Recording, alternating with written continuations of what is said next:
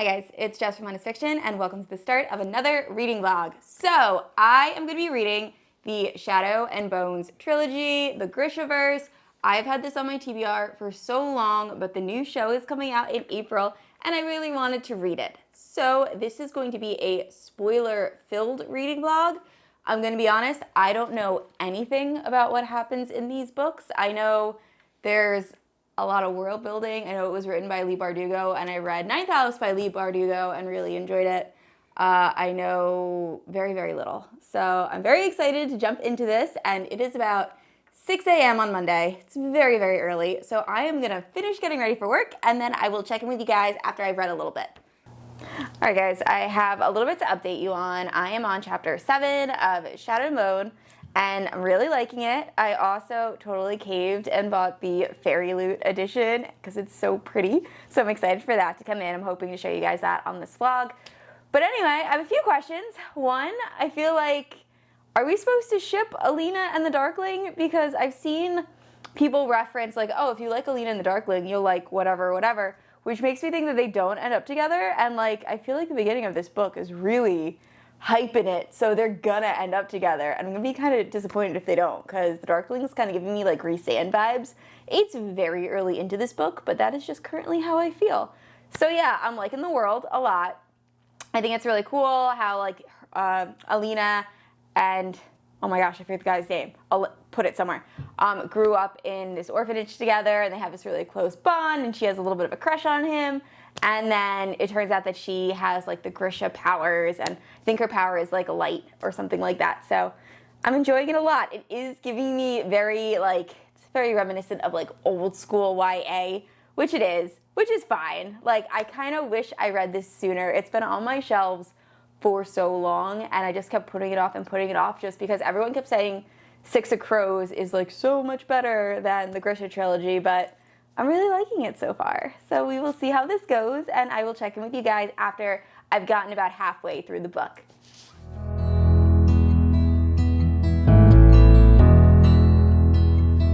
I've been lying here for too long. I don't know what else to do. I wanna get away from every little thing just to try to make it through.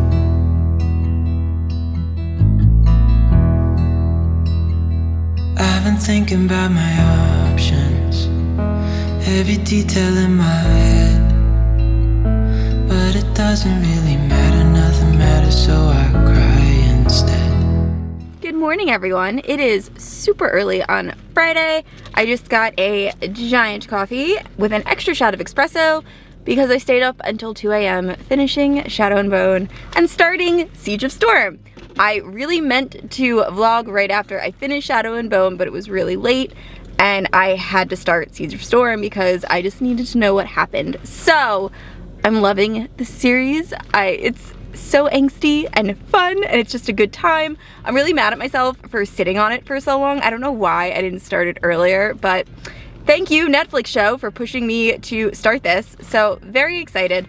I will say I regret the Rhysand Darkling comparison. That was not a good comparison. The Darkling's an ass. He's definitely a dick. But I really like the fact that we got to see him as kind of a love interest in the first book, and then he doesn't become a villain until like later into it, so he kind of feels like a more complex villain, and I appreciate that. I'm not sure if I'm gonna ship the Darkling. He's done a lot of terrible things where I'm at in the book so far. I think I'm gonna do a more in-depth, not review, but kind of like a discussion of my thoughts regarding the first book when I get home today. I'm actually like currently about to go into work. So let me finish my coffee, go to work, and then I will talk to you guys in a little bit.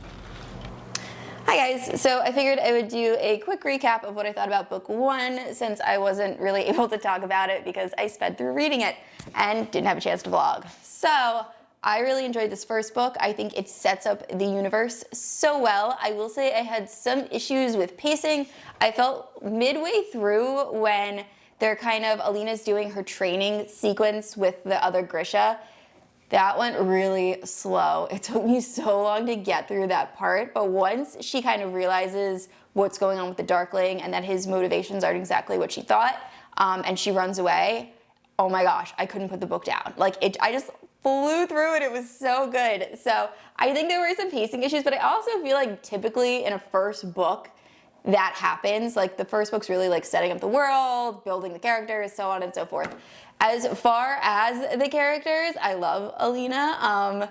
She has made some choices where I'm like, you just need to learn how to communicate, like talk to people. But besides that, I really, really like her. And then I really like her, I don't know. Okay, so I was gonna say I really like Mal, but Mal has some things that he does that also really annoy me. I don't love Mal. I also don't love the Darkling. Obviously, he's a pretty terrible human being, but like I said, I think I said this earlier, that I like that we kind of got a backstory and we got to see him as the love interest before we got to see him as a villain, which I think just adds another dynamic that I really enjoy reading about.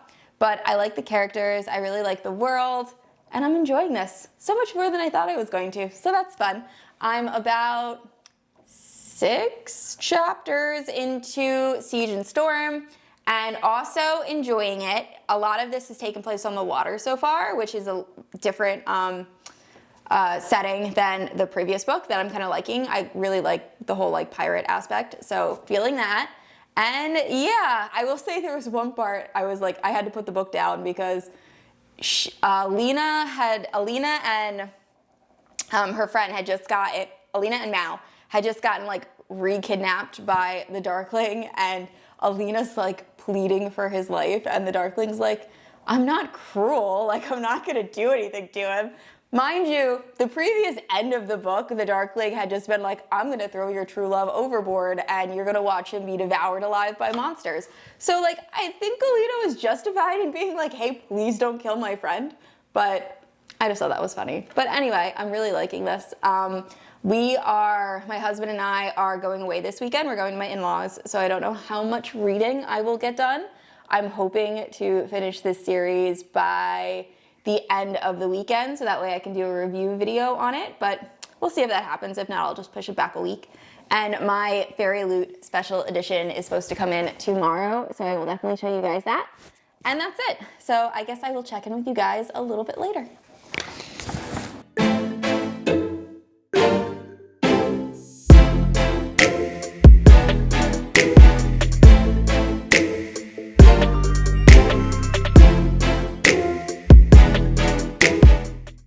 Hi guys, so it is around 4 o'clock on Monday and I just finished Siege and Storm. I will say I wasn't as crazy about Siege and Storm as I was Shadow and Bone. I feel like the plot started off really strong and then just kind of took a nosedive, and I was pretty bored for like a decent amount of it, and then the ending kind of made up for it. So overall, I'm still enjoying the series. I just wasn't crazy about this book. I think it really goes back to Alina's communication issues. Like, I think I mentioned this like previously in the vlog, like she's, not this part particularly, but like she's seeing the Darkling and like not telling any of her friends, like Mal or any of the other Grisha, that she's seeing the Darkling. And like they're discussing plans and like all of this important stuff. And then she finds out that the Darkling, it might not be a vision because he's like corporeal. So you would think she'd be like, hey guys, like I'm seeing the Darkling, like maybe we should like figure out what's going on because his powers are evolving. And she just kind of keeps it to herself. And then all the issues she has with Mal, I feel like could have been solved if she just like communicated a little bit better or like at all. So that was frustrating. But I liked the younger prince. I forget his name. I really like him as a character. I thought he was funny. Who else? As far as characters, I kind of called a decent amount of the twists. Like, I knew the twins were working for the religious dude, but I didn't call the ending where she'd be able to take the Darkling's power. I thought that was a really neat twist at the end. So overall, I'm still enjoying the series. I actually just ordered a Rafka sweatshirt off Etsy because it's like collegiate looking. It looks really cool. So I'll hopefully show that on the blog if it comes in time. But overall, really enjoying it. And I will check in with you guys after I've read a little bit of the last book. Wanna be free of this heart, yeah. Wanna feel your arms around me. I need you more, need you here, more than I would like to admit. Let's forget about tomorrow, yeah. Should I hide away forever? I close my eyes and never again hold you tight, call you mine, think about you every time I remember that it's over, yeah.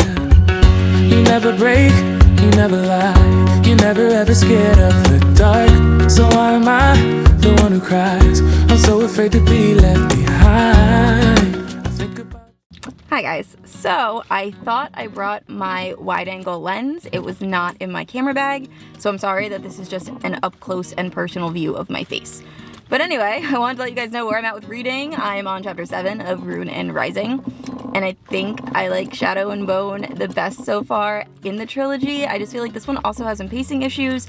Where I'm at right now, Alina and all of her Grisha and Mal just escaped the religious dude, who I keep wanting to call the Adder, and it's not his name, so I will link that somewhere, or I'll put that somewhere on the screen. But they escaped from him. He was keeping them underground. And now they just met up with the prince, and I think they're trying to figure out if they want to go get the next amplifier, or like what their game plan is to go up against the Darkling. So enjoying that so far. I will say I could care less if Alina and Mal get together. I just don't really have any interest in that relationship, so that's kind of a bummer. I honestly am more invested in like side characters like Jenya and David. I really hope they have like a fairy tale happy ending after all of this, because I love both of them so much. But yeah, I don't know. We'll see. I'm not going to pass judgment until I completely finish the series, but so far, this book I feel like is kind of weak compared to even the beginning of the second book. I felt like came in really, really strong and then kind of teetered off. This one just kind of is a little bit boring. So we'll see what happens, but I will check in with you guys a little bit later. Wanna be free of this heart, yeah. Wanna feel your arms around me. I need you more, need you here, more than I would like to admit. Let's forget about tomorrow, yeah. Should I hide away forever? Should I close my eyes and... Alright guys, I have officially finished Rage and Ruin. Hi guys, so I am currently editing the video you are watching now, and I realized that throughout this entire clip I refer to Ruin and Rising as Rage and Ruin. No idea why. Rage and Ruin is a book by Jennifer L. Armentrout that I don't actually think I've even read yet. I think the double R's just got me. So please ignore that. I'm definitely talking about Ruin and Rising by Leigh Bardugo, not the Jennifer L. Armentrout book. Find out that Mal is actually the last amplifier, not the Firebird. So did not see that coming. I really like that twist. Then Nikolai, who I love, and I feel like he just deserved better. He got turned into like a monster after asking Alina to marry him, which was really sad. I didn't like that part. And then the Darkling kind of went off the walls and like killed Anna Kuya, who was the person that raised Alina as a child, killed the, I forget his name. There's a lot of names in this. I really have trouble remembering names. The guy that like taught all of the Grisha how to fight, killed him and just like was kind of just being a total douche. So they end up having, it ends with like this epic battle, and Mal is like, Alina, you have to kill me so you'll have the power to defeat the Darkling. And she's like, no, I can't. And they try to come up with like a plan B so like she won't have to kill Mal. And the entire time I'm like, she's not going to kill Mal. This is like typical YA where like they're going to end up together and it's going to be whatever.